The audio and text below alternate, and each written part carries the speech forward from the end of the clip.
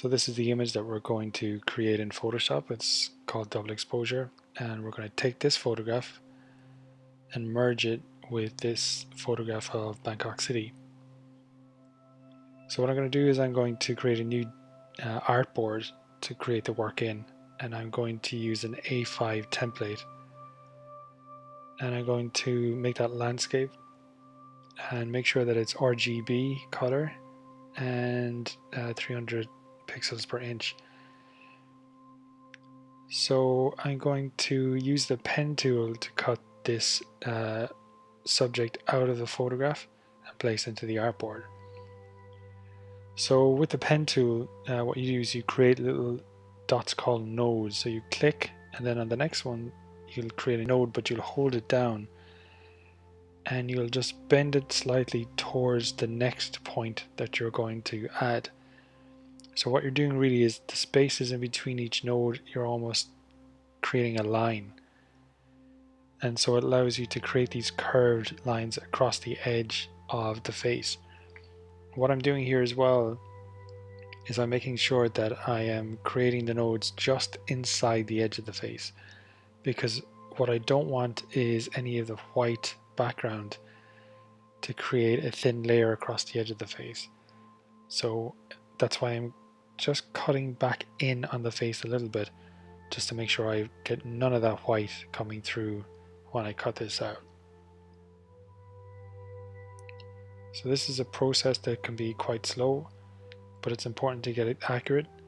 And if you make any mistakes as you're doing this, all you got to do is hit Command Z to go back one step and then retry that and then progress forward.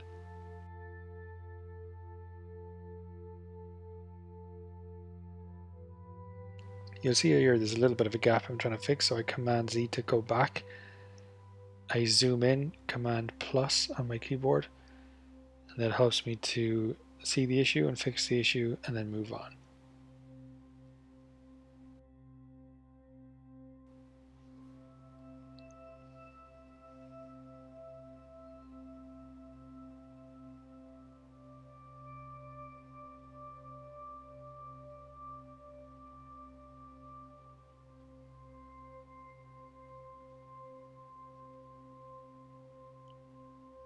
So with the pen tool, as I'm adding these nodes, you'll see I create a bit of a curve, and that's called a Bezier curve, like this one here. It takes a bit of practice and getting used to get it just right. So I do suggest you stick with it. You will get it, and once you have it, it's a really useful tool for merging different images together.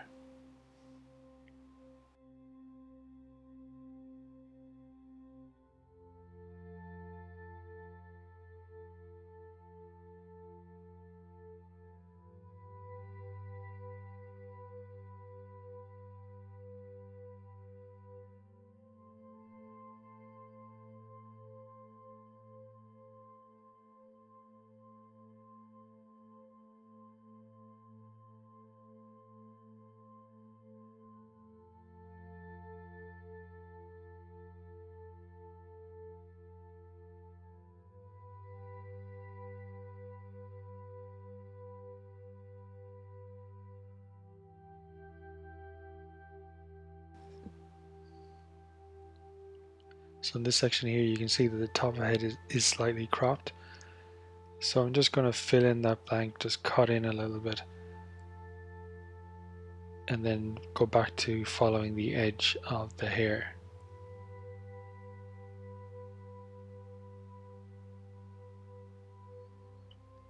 This part has less detail, so I can make the spaces between the nodes a bit bigger.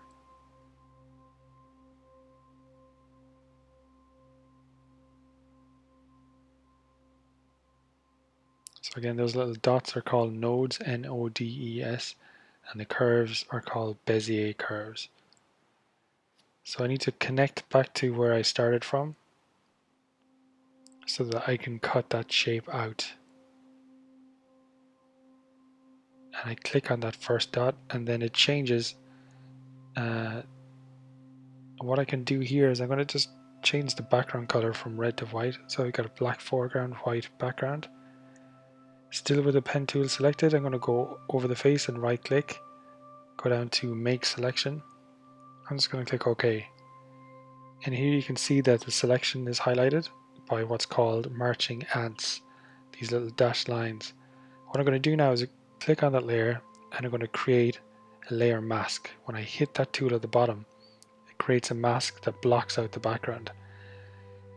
If I right click and enable it, the background comes back. If I disable that, I can enable it again and it will be removed.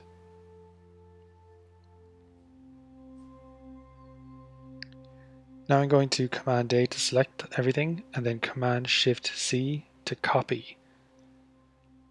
Then Command V to paste into the artboard, the A5 artboard that I've created.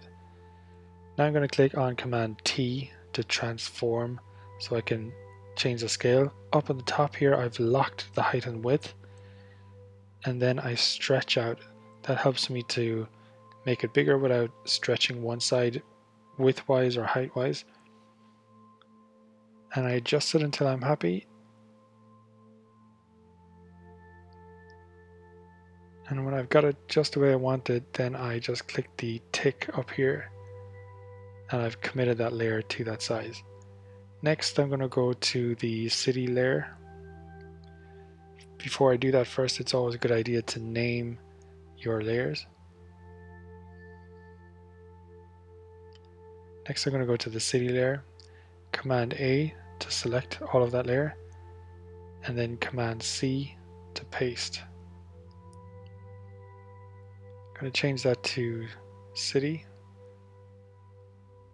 Command T transform, and I'm going to bump this up so that it covers the whole portrait image. But I want to see what the city is going to look like underneath it, so I bring down the opacity so it's not fully opaque.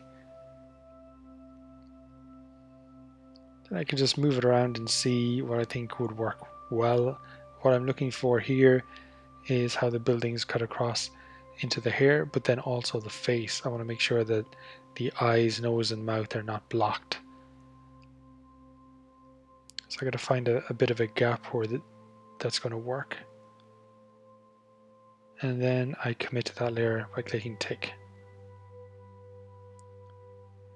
Next I'm going to bring the opacity back up, go down to this layer. I'm going to first desaturate this. So I'm going to go to Camera Raw Filter under Filter.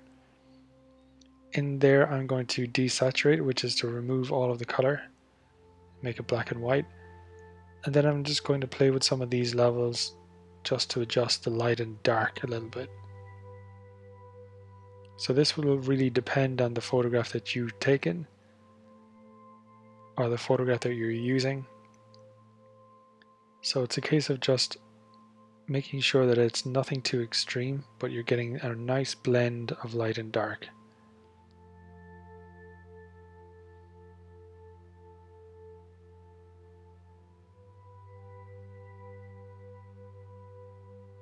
Press OK when you're happy. Now I'm going to Command and click on that layer and it's going to create those marching ants again. And I'm going to go back up to my city layer and then going to create a layer mask on that.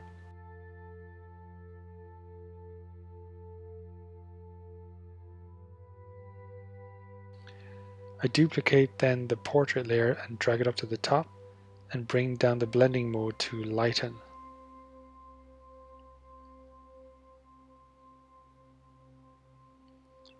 I create a layer mask on that layer and then making sure that black is my foreground color, I select the brush tool.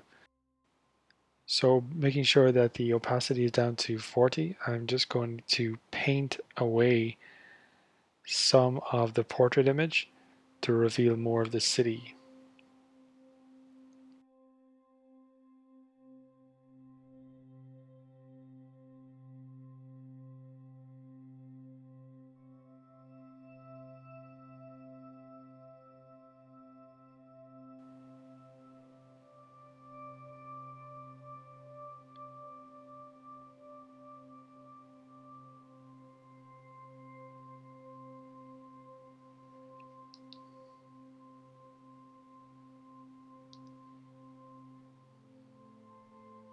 going to come down to this layer then, and again just brushing on the edge, I'm going to remove some of the city layer from the eyes, nose and mouth.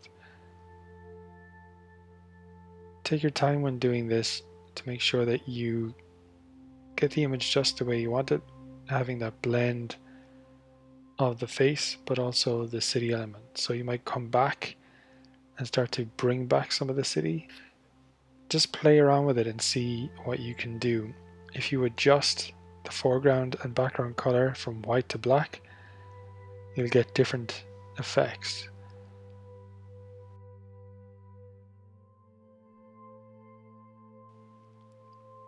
Black will mask the portrait layer and reveal the city layer underneath.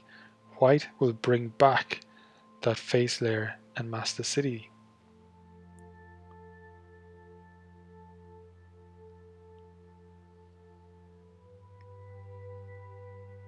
So here I brought the opacity down a bit more just to make it a bit more subtle.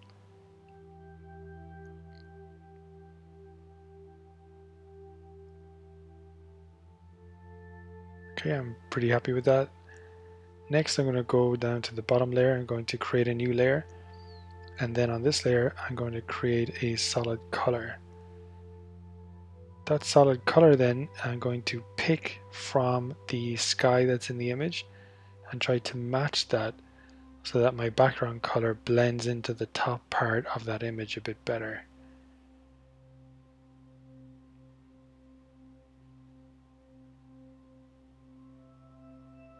Okay, when I'm happy I'll press OK.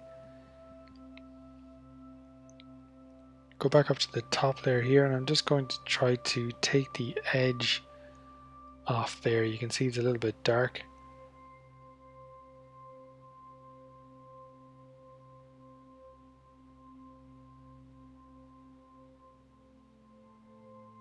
So again, I'm clicking on the mask in the city layer, but here unfortunately I'm doing the wrong thing. It's not working, so I Command Z. I switch to the white, and here I'm starting to bring back in bits of the city, extending out from the head a little bit, and it's kind of creating almost a horizon halo across the subject, the top of the head. So it just breaks down the edge of the portrait a little bit.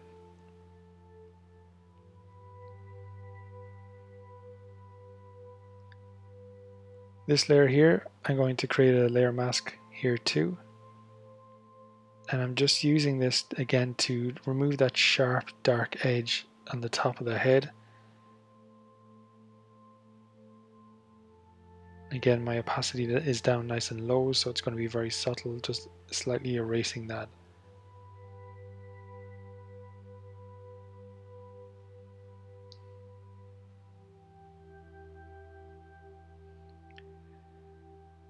On that city layer, I'm going to go to Filter, Camera Raw Filter, and I'm just going to bring down the saturation a bit because the color is a bit too much. I'm going to bring up the exposure and bump up the clarity. Now that changes that city layer quite a lot, and so the background then becomes a bit darker. So I'm just going to again blend that top part of the head so that the edge is clear, and then the background I'm going to double click on the color, and I'm going to go back into the sky and click on a lighter area to make the background a bit lighter and a bit more subtle. Okay, I think that looks better than the darker blue.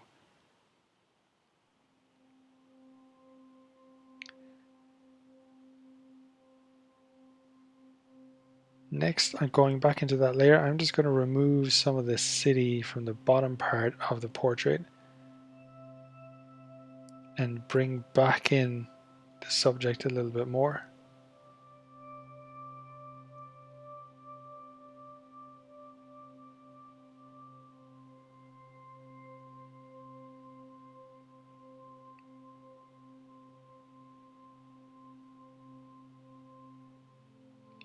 And that top layer, I'm just going to go into Camera Raw Filter again, and I'm just going to bump up the brightness a little bit on this one too.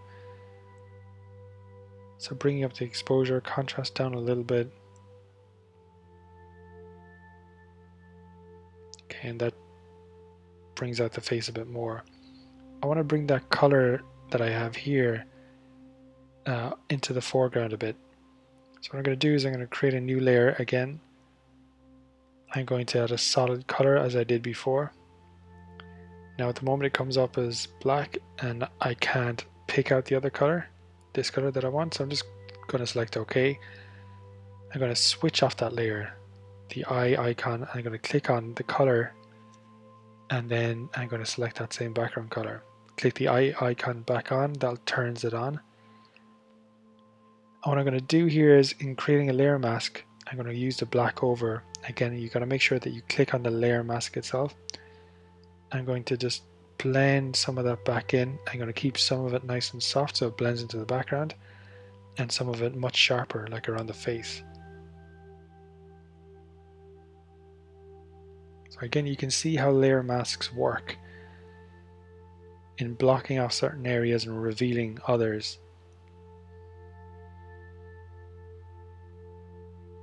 Next, I got this cloud image. It's a PNG, so the background is empty.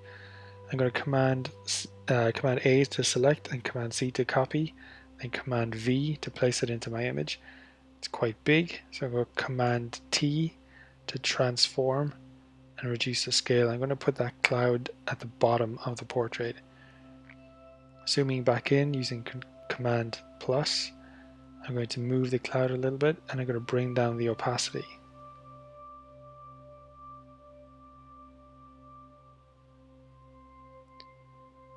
I'm going to rename that layer cloud. I'm going to duplicate it, Command J to make a copy. And in this one, I'm going to bump up the opacity. I'm going to create a layer mask. I'm going to turn off the cloud layer beneath that. And what I want to do is I want to get rid of the cloud on the edge and just make sure that the cloud that's going over the subject is a little bit stronger.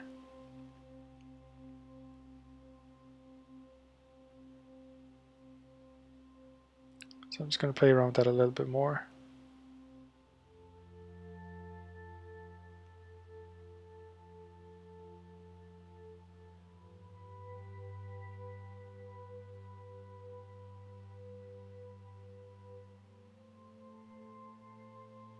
I select all of the layers, hit the top layer, and then shift and click the bottom layer, and then I can move all of them at the same time. So again, click the top layer, hold down shift, click the bottom layer, and then you select all of your layers. I'm going to click this layer here again. I'm just going to make a few little adjustments. I select both of those layers, Command T to reduce the size of the cloud, Command T again, and I'm going to rotate. Okay, and I'm happy enough with that. Next, what I'm going to do is create a new document. And when I do that, I see clipboard as an option, and I'm going to basically just change the height and width to make them the same. Command C from the other, Command V in here. And I'm going to use this ellipse tool to create a circle at the very top left, drag it out so that it frames that image. And when I'm happy enough, I'm going to Command J to duplicate that layer. And when I do that, you'll see that it'll just crop that circle shape and nothing else. And this gives me a little bit of a second option where I have a circular frame for this artwork with a nice white crisp background for it to sit on. So here we've got a square frame with a circular image inside. I'm going to delete that layer and I'm going to merge the two layers together. This layer and the background using Command E to merge. And so I've got two options with this, and with this image I'm going to keep all the layers. It's really important that you keep the layers for the main image because you want to be able to show that you have developed this from start to finish. So what I'm doing here to tidy things up is I'm clicking on a layer, then I'm holding down Shift and selecting the other, and then creating a folder, and all those layers jump into that folder.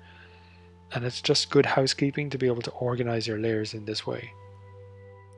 So if I want to, I can open them up. I can see the layers that I've done at any time, but it just looks neater in the layers panel. And that's it.